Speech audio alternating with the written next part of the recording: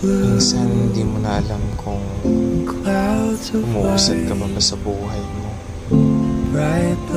Minsan parang walang progress ang mga plano mo sa buhay. Napakiramdam mo parang napapag-iwanan ka na. Pero minsan papaisip ka, sa laki ng mundong ito, sino ba naman ako? Ang lawak ng nalikha ng Diyos para sa mga tao.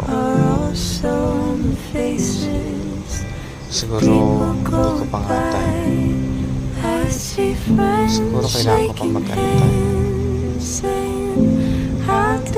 Anyway, may plano naman si Lord sa bawat isa sa atin, kaya naalig na lang tayo. Pero minsan talagang nakaka-stress.